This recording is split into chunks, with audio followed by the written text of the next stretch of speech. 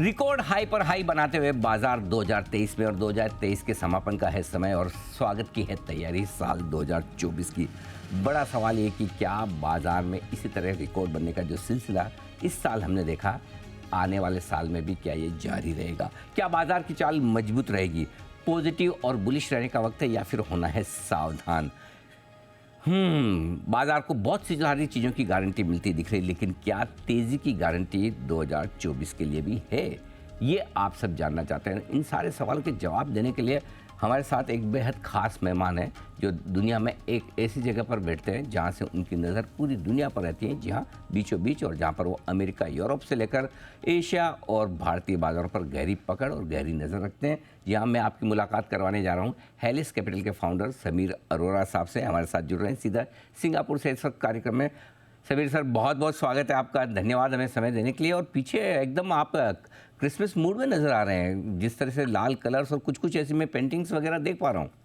नहीं, वो पेंटिंग तो जी बड़े सालों से लगी हुई है। लेकिन मैंने अभी देखा कि मैंने देखा, आपने कहा तेजी की गारंटी। मैंने हाँ कहा आप क्या पता कि मैं तेजी की बातें करूंगा कि मंदी की, लेकिन बाद में क्वेश्चन मार्क भी लगा हुआ था। सर, वो सेफ्टी के लिए है। पता हमें है कि आप तेजी की बात करेंगे, फिर भी सेफ्टी के लिए एक क्वेश्चन मार्क लगा दे। इसी का तो इस क्वेश्चन मार्क पे ही आगे पूरा हमें इंटरव्यू करना है। लेकिन शुरुआत करूँ मैं इंटरव्यू इससे पहले आपको, आपकी पूरी टीम को और आपके दुनिया भर में जो निवेशक हैं आपके फंड्स में, स्पेशली 2023 आपके लिए बड़ा विशेष साल इसलिए रहा है, आपने हिंदुस्तान में अपना म्यूचुअल फंड शुरू किया, तो आपके हिंदुस्तान के म्यूचुअल फंड के भी सारे इन्वेस्टर्स को सर नए साल की बहुत बहुत शुभकामनाएं और बहुत बहुत बधाइयां भी। थैंक यू वेरी मच जी। और मुझे याद है कि आपने कहा था आप भी इन्वेस्टर है, मैंने चेक नहीं किया, लेकिन आई होप है। अरे बिल्कुल सर, क्या बात कर रहे हैं। तो उम्मीद करता हूं कि 2024 वाला साल भी आपके हमारे सबके लिए बहुत बेहतर है। लेकिन एक चीज़ बताएं सर, सबसे पहले शुरुआत इसी बात से करना चाहता हूं कि 2024 में एंटर करते हुए समीर सर क्या फील कर रहे हैं? बुलिश है,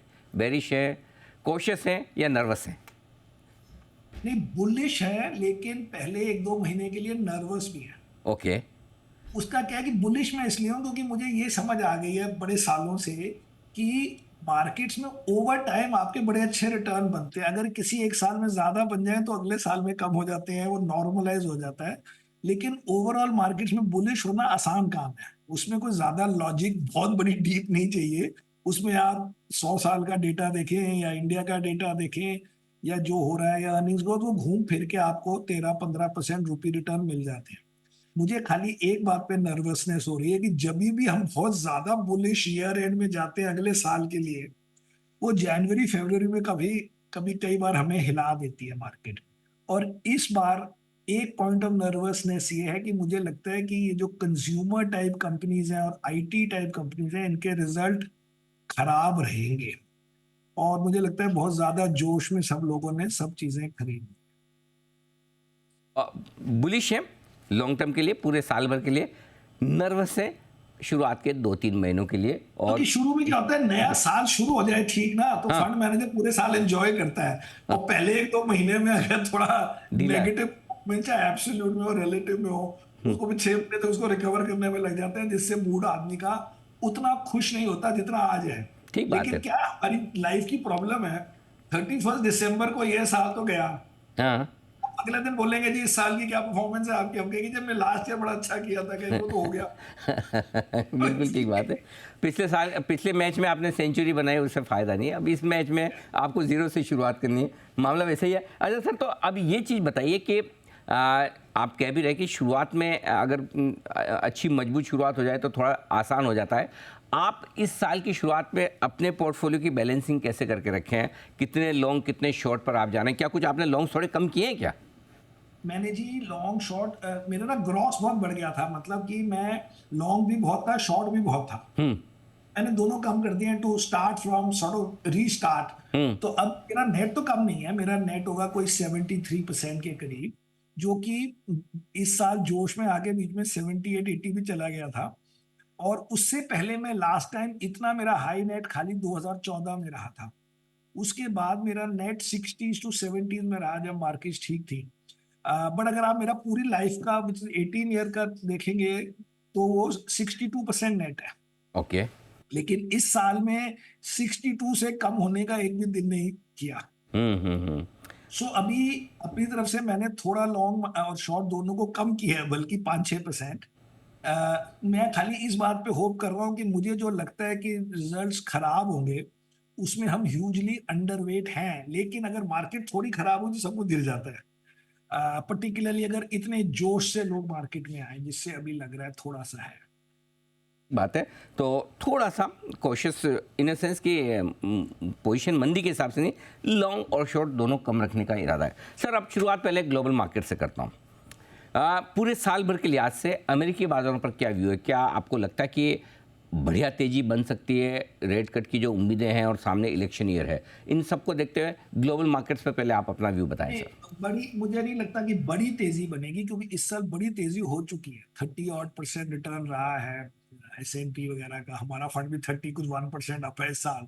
फॉर्चुनेटली वो हमारे पास ऊपर 7 में से 6 स्टॉक हैं, खाली एप्पल नहीं है, लेकिन वो सबसे बढ़िया स्टॉक है मुझे लगता है अभी भी। एनीवे, सो मुझे लगता है कि उसमें अगर आपके 8-10% बन जाए साल में, बहुत होता है US डॉलर के रिटर्न्स को। लेकिन ये जो तेजी की बात है कि इंटरेस्ट रेट कटेंगे, अब वो कटने के चक्कर में तो इस साल मार्केट गिरी नहीं है। अब उसको फिर से कहो कि फिर वो गिरने पर उतना ही सेलिब्रेट करेंगे जितना अगर कोई सडन वो हो जाए।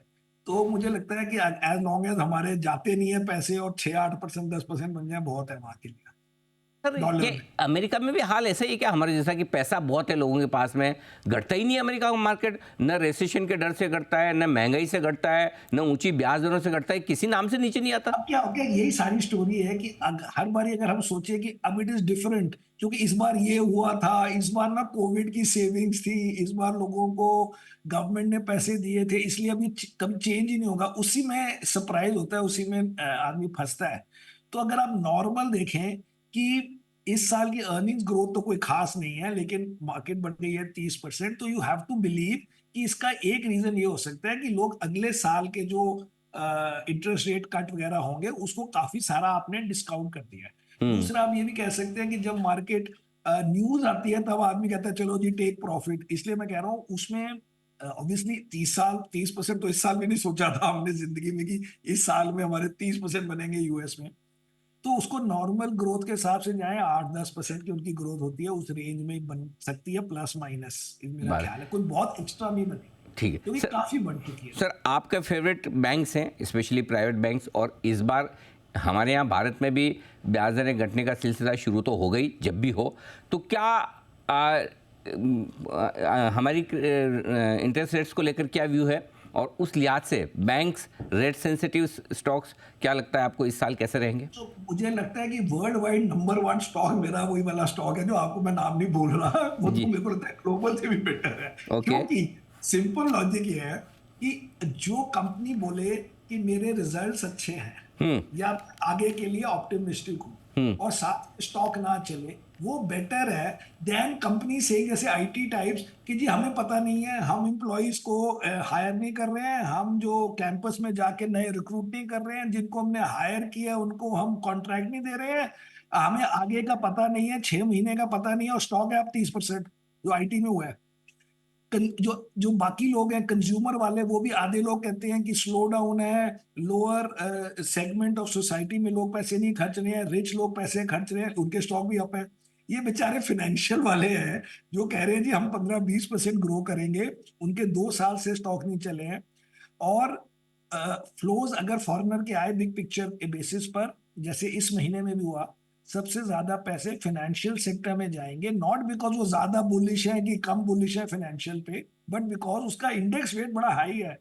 आप उसमें 4% कम कर लो, 4% ज्यादा कर लो, लेकिन अगर उसका वेट ही इतना है तो आपको उस प्रोपोर्शन में पैसे डालने पड़ेंगे।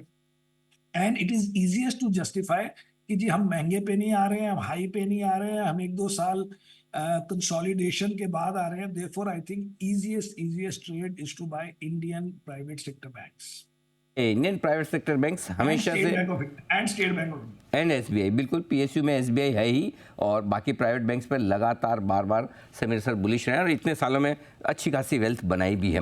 अच्छा, अब दूसरा फैक्टर जो इस साल के लिए ब्याज दरों की आपने डिस्कशन की ही, लेकिन दूसरा फैक्टर जो बड़ा है इस साल के लिए वो है इलेक्शन। अभी तक तो मार्केट मान के चल रहा है कि यही सरकार फिर से आने वाली है, अच्छे खासे सीट्स के साथ आने वाली है। आप भी यही मानते हैं, और इलेक्शन का क्या इम्पैक्ट हो सकता है मार्केट पर? मार्केट में इम्पैक्ट ये हो सकता है कि जो बड़े बहुत फॉरेन इन्वेस्टर थोड़े से रिमूव्ड है, मतलब जो बिल्कुल लाइव अभी पैसे नहीं मैनेज कर रहे, बट उनको एलोकेट करने हैं, उनको अपनी कमिटी मीटिंग्स में जाना है, उनको अपने बोर्ड से अप्रूवल चाहिए, जिनको ज्यादा पैसे लगाने हैं, वो मुझे लग रहा है अभी भी नहीं लग रहे हैं। ऑल्दो इस साल आप कहते हैं कितने $19 बिलियन शायद आ गए हैं, तो 19 बिलियन भी कई बार पास्ट में इंडिया में आए हैं, बहुत हर साल नहीं आते, but 20 billion is a good number. ये नंबर इससे बहुत ज्यादा हो सकता है, होना चाहिए, बेस्ड ऑन द फैक्ट कि इंडिया की मार्केट भी बढ़ती जा रही है, तो उस हिसाब से भी बढ़ती means not performance wise, but it's a big market now, तो उसको ज्यादा लोगों को इंटरेस्ट है। और सेकंड है कि चाइना से फिर भी जो लोग मार्जिनली या काफी ज्यादा दुखी हैं, उसकी एलोकेशन भी इंडिया आनी है, मुझे लगता है वो अभी नहीं हुई। उसके लिए आप कह सकते हैं कि although we believe and you believe and everybody believes कि यही गवर्नमेंट ने जीतना है और पॉलिटिकल अनसर्टेनिटी नहीं है, लेकिन ये जो ढीले ढीले चलते हैं लार्ज इंस्टीट्यूशंस, उनको एक और बॉक्स भी टिक करने का शायद चाहिए हो, तो वेरी बिग फ्लोज के लिए वो भी एक हो सकता है, वेट हो रही है उस बात की। ये किससे होगी सर? बाहर के पैसे से या हमारे अपने इन्वेस्टर्स के पैसे से? क्या चीज? मतलब मार्केट किससे ज़्यादा भागेंगे क्या दोनों तरफ से पैसा आएगा, लोकल और ग्लोबल? एक्चुअली एक्चुअली हर साल लॉजिकली दोनों से आना चाहिए, लॉजिकली, बिकॉज पहले क्या था, 2017 से पहले इंडियंस के थे ही नहीं पैसे, मतलब एटलीस्ट म्यूचुअल फंड में थे ही नहीं, इट्स नॉट कि करेक्ट। निकाल थे, बट थे नहीं, वो उधर चले जाते थे प्रॉपर्टी में या जहाँ पे भी। तो डीमॉट के बाद वो पैसे बैंक्स में गए, बैंक से फंड्स में आ गए, और फॉरेनर का भी नॉर्मल स्टैंड तो खरीदने का ही होता है ना। अगर आप साल का डेटा देखें, 3-4 साल, 4 साल में नेगेटिव रिटर्न रहा है, उनको भी तो हर साल नए पैसे मिलते हैं, वर्ल्ड ग्रो करती है 3-4%, और India is generally done well. So आपका ड्रीम सिनेरियो यही है कि दोनों खरीदें और इकट्ठे खरीदें, लेकिन उसमें क्या होता है, एक रिस्क हो जाता है कि मार्केट बहुत ज्यादा बढ़ जाए, क्योंकि इंडियन बेचने को तैयार नहीं है और फॉरेनर कहता है मुझे अभी लेना है। उसमें मुझे मजा नहीं आता, बिकॉज मुझे ये समझ आ गई है कि अगर आप बहुत ज्यादा रिटर्न एक साल में डिस्प्रोपोर्शनेट बनाएंगे, वो आपका रिटेन नहीं हो सकता। वो एनुअलाइज रिटर्न तो कॉर्पोरेट अर्निंग से होना है, ठीक और बात है। कॉर्पोरेट अर्निंग आपकी 14-15% से ऊपर नहीं बढ़ सकती, जितने फॉरेनर आ जाए, जितने लोकल आ जाए एग्रीगेट में। करेक्ट। इसलिए अगर बहुत ज्यादा रिटर्न बन जाए, वो 30-35% रिटर्न बन जाए इस साल में, 20 में, फिर आपको 25 में मैं तो अपना नेट 40 करके बैठ जाऊं, अच्छा।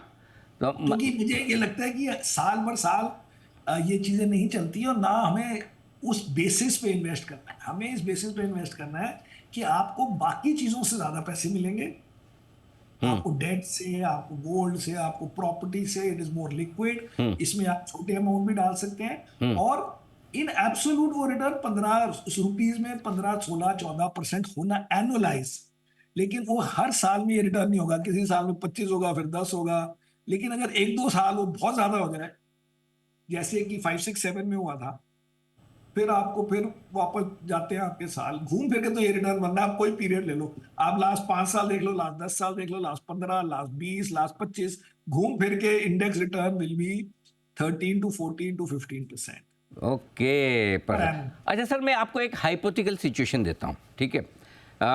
समझो 350 सीट आती है बीजेपी की इलेक्शन में, अभी 303, राइट? 350 आ गई। I think this is one of the best case scenario probably आप माने, ठीक है? और आपका निफ्टी हो गया 25 से 26 हज़ार, फॉर एग्जाम्पल 20 से 25% आज के लेवल से ऊपर है, ठीक है? तो समीर सर पूरा प्रॉफिट बुक करके आराम से शांति से छुट्टी मनाने जाएंगे वर्ल्ड टूर पे? पूरा का पता नहीं, बट प्रॉफिट तो बुक करेंगे, मतलब पूरा कैसे मैक्सिमम? होता है, क्योंकि क्या होता है हमारे बिजनेस में, हमारा फंड्स है, पर्सनल पैसे नहीं है। हर वक्त कोई नया इन्वेस्टर आ रहा है, हो सकता है उसने लोग ज्यादा पैसे डालने लग जाए, या उससे 2 महीने पहले, तो वो कहेंगे हमारे तो 30 नहीं बने, हमारे तो जी 10 ही बने, हम तो पिछले महीने पहली बार आपने आपके फंड में इन्वेस्ट किया, आप कहाँ जा रहे हो? बट द पॉइंट इज, मैं कहता हूँ कि अगर बहुत ज्यादा गवर्नमेंट को वो मिल जाए, आपको कौन सी पॉलिसी है आपको लगता है कि वो गवर्नमेंट की किसी ने रोक दी है, जिससे कि अगर वो 350 सीट होगी, तो वो कुछ और ऐसी इकोनॉमिक पॉलिसी कर देंगे कि भाई जो अभी 300 में नहीं कर सकते? मुझे लगता है ऐसी कोई चीज है ही नहीं। आपको क्या लगता है कि देयरफॉर वो सारी चीजें प्राइवेटाइज कर देंगे? अगर उनको प्राइवेटाइज कुछ करना हो तो अभी भी कर सकते हैं। अगर आपको कोई एम्प्लॉयमेंट या लेबर लॉज चेंज करने हैं, आपको land real estate laws change करने हैं, वो सब मोटा माटी आप अभी कर सकते हो। सो इसलिए 300 से 350 का बाकी चीजों में फर्क पड़ सकता है, बट आप कौन सी इकोनॉमिक पॉलिसी है जो अभी नहीं हो पा रही, मुझे इसलिए लगता नहीं है। इसलिए मैं उल्टा भी कहता हूं, आपकी 280 भी आ गई तो कोई गलत नहीं होगा। कौन सी पॉलिसी है इतनी कंट्रोवर्शियल जिसको कोई करना चाहता है लेकिन उसके लिए सपोर्ट चाहिए? आप मुझे बताओ कोई पॉलिसी, मेरे को तो एक भी नहीं पता।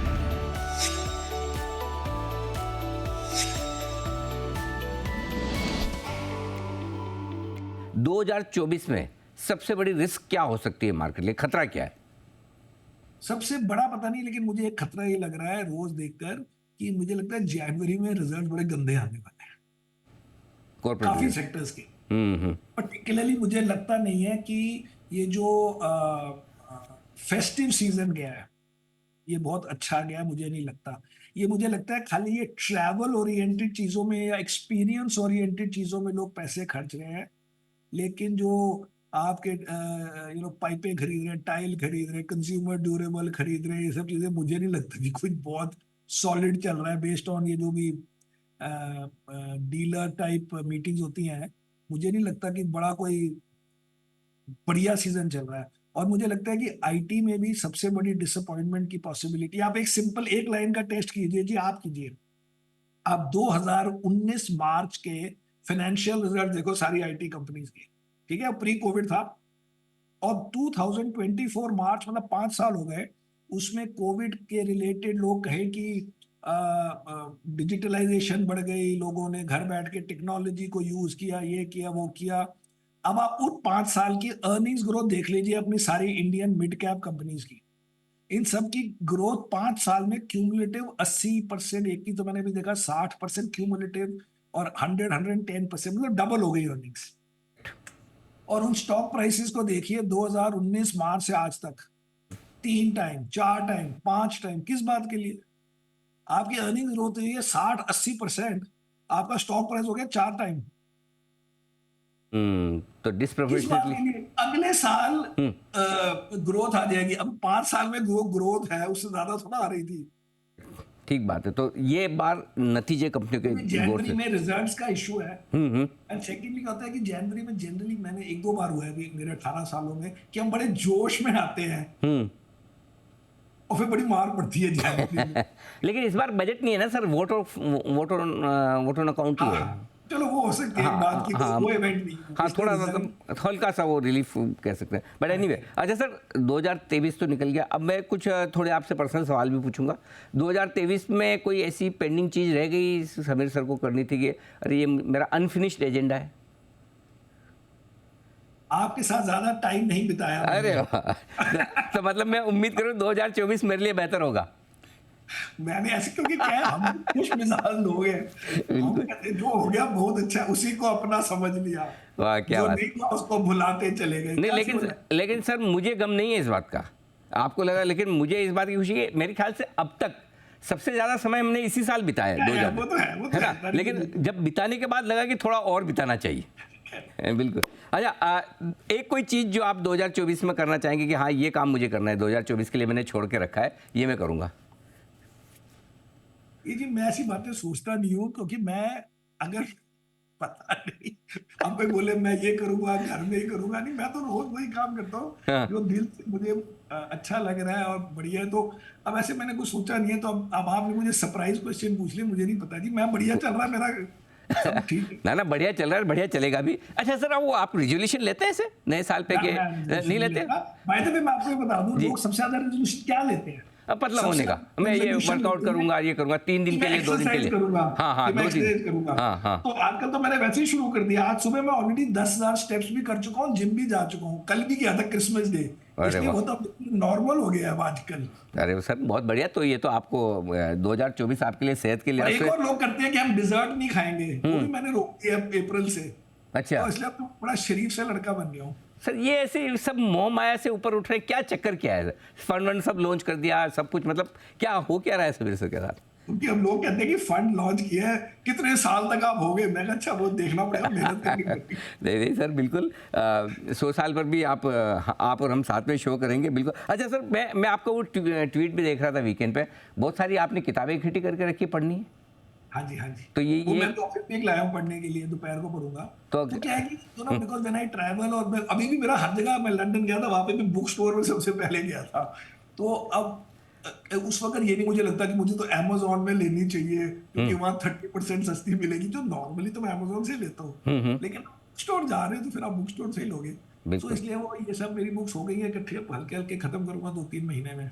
अरे वाह, बहुत बढ़िया, नाइस। अच्छा सर, और ट्रैवल प्लान क्या है 2024 में, इंडिया के अलावा? ट्रैवल प्लान तो हमेशा होते हैं जी। ट्रैवल प्लान तो अभी जनवरी में यूएस होएगा, फिर मार्च में दुबई है, उसके बाद नहीं पता। उसके बाद मुझे वो भी देखने जाना है, पेरिस ओलंपिक्स। क्या बात है। चलते रहेंगे। हाँ बिल्कुल। जी। अच्छा सर, लास्ट सवाल। आ, 2024 के लिए जो इन्वेस्टर्स, हमारे रिटेल इन्वेस्टर्स है, आपको देखते हैं, फॉलो करते हैं, बहुत प्यार करते हैं, उनके लिए कोई समीर सर की तरफ से मंत्र कि भाई ये चीज़ सबसे ज़्यादा ध्यान में रखो, ये उनके लिए स्ट्रेटेजी है जी रखो? कि हमारा भी है फंड आ गया, उसमें एसआईपी करिए। हाँ। तो उसमें आप हमारे साथ जुड़े रहेंगे, और जो जो हम बोलते हैं वो वहां पे उस फंड में वही फिलोसफी, वही थियरी, वही रिसर्च आती है। बिल्कुल। नहीं नहीं, अदरवाइज मेन बात यह है कि सारे जो वेल्थ क्रिएशन हुई है उसमें दो चीजें हैं। एक तो मैं देखता हूँ ट्विटर पे कि लोग सोचते हैं कि नौकरी छोड़ के मैं स्टॉक मार्केट में जाऊंगा। मुझे लगता है वो बिल्कुल गलत मॉडल है। मे बी 0.5% लोगों के लिए है जो इतने एक्सपर्ट हो गए हैं कि वो अपनी लाइफ करियर छोड़ के। दूसरों के लिए है कि आप अपना काम कर रहे हैं और आप अपनी सेविंग्स चाहे अपने आप भी डालिए अगर आपको थोड़ा सा भी इंटरेस्ट है। बट ये कोई काम नॉर्मल आदमी के लिए 10 घंटे का नहीं है जैसे हमारे लिए। नॉर्मल आदमी को अगर 10 स्टॉक खरीदने अपने आप भी खरीद सकता है, नहीं तो हमारे जैसे अच्छे होनहार फंड मैनेजर्स को दे दीजिए। ये हुई ना बात, हमारे जैसे होनहार फंड में, मजा आ गया सुन के सर। बिल्कुल, और आप है एक्चुअली, बिल्कुल है, और है तो उसको कहने में और बताने में कोई बिल्कुल मैंने भी। कहा हमारे जैसे, मैंने हाँ, नहीं कहा हमारे। नहीं आपने बोला ना जैसे, हम तो जैसे वैसे मानते नहीं हैं। आप ही समीर सर जैसे होनहार फंड मैनेजर, ये आपके लिए वेल्थ आगे भी बना के देखेंगे। लेकिन एक जो बड़ी इंपॉर्टेंट बात समीर सर ने कही वो ये कि पिछले साल को देखकर अगले साल का अंदाजा न लगाएं। थोड़ा सा बिल्कुल। जितना पैसा पिछले साल बहुत बन गया, इस साल थोड़े चैलेंजेस रह सकते हैं, उसको सोच समझ के। कंसोलिडेट करना, उसको कंसोलिडेट करना है तो फर्स्ट थिंग। जी। फिर गवर्नमेंट नई चीजें करेगी, नए सेक्टर उभरेंगे या नई कोई उनकी पॉलिसीज निकलेंगी, फिर इधर उधर लोग जाएंगे। अभी consolidation is the key thing I बिल्कुल। और थिंक। मुझे नए साल की विशेष मिली गई। समीर सर ने कहा कि जब जब भी मुंबई आएंगे मेरे साथ स्टूडियो में एक शो लाइव, ये मशीनों पे बात करने में मज़ा कम आता है, आमने सामने बैठते तो दिल से दिल की बातें ज़्यादा होती है। समीर सर, एक बार फिर से आपका बहुत बहुत धन्यवाद, बहुत बहुत शुभकामनाएं। उम्मीद करें 2024 आपके लिए thank you health, very wealth, much peace, and prosperity happy लेके न्यू आए। Year to every. Thank happy you new year very sir, much. Happy new year so much. Sameer sir, Helios capital से बताते हुए 2024 का आउटलुक। इस खास show में इतना ही, मुझे दीजिए इजाज़त, नमस्कार।